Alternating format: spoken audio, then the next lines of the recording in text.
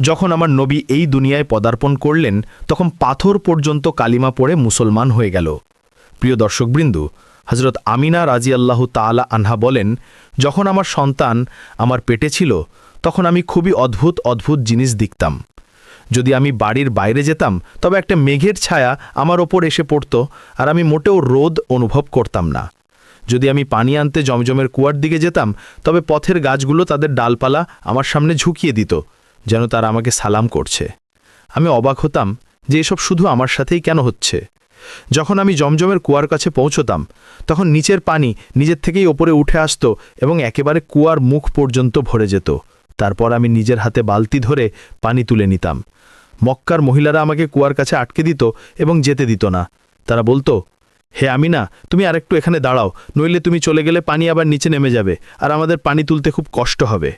এভাবেই হজরত আমিনা রাজিয়াল্লাহু তাআলা আনহা বলেন, আমি শুনতাম যে যখন কোনো সন্তান পেটে থাকে তখন মায়ের অনেক কষ্ট সহ্য করতে হয়।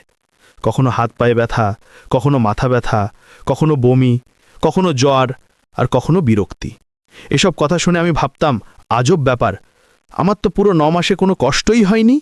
এমনকি যতদিন আমার সন্তান আমার পেটে ছিল আমার মাথা ব্যথাও হয়নি। হজরত আমিনাকে অদ্ভুত অদ্ভুত স্বপ্নও দেখা দিত। তিনি বলেন, যখন আমি রাতে ঘুমাতাম তখন আমি স্বপ্নে দেখতাম যে আমার শরীরের ভেতর থেকে একটা নূর বের হলো আর তা পুরো দুনিয়াকে আলোকিত করে দিল। এসব দেখে আমি নিশ্চিত হয়ে গিয়েছিলাম যে আমার পেটে যে সন্তান আছে সে নিশ্চয়ই কোনো সাধারণ মানুষ নয়। পয়গম্বর হজরত মুহাম্মদ মুস্তাফা সাল্লাল্লাহু আলাইহি ওয়াসাল্লাম যখন তার মা হজরত আমিনা রাজিয়াল্লাহু তাআলা আনহার পেটে ছিলেন তখন একদিন তার দাদি তার দাদাকে ইশারায় ডেকে বললেন, তুমি কি জানো এই পুত্রবধূ আমিনা খুব দামি আতর ব্যবহার করে? আমি তো বিরক্ত হয়ে গেছি, তুমি আমিনা কাছে এ ব্যাপারে জিজ্ঞেস করো। এ কথা শুনে তার দাদা বললেন, এ ব্যাপারে তুমি নিজেই জিজ্ঞেস করতে পারতে, তুমি জিজ্ঞেস করনি কেন? তখন তার দাদি বললেন, আমি অনেকবার চেষ্টা করেছি, কিন্তু যখনই আমি আমিনার সামনে যাই তখন তার নুরানি চেহারা দেখে চুপ হয়ে যাই।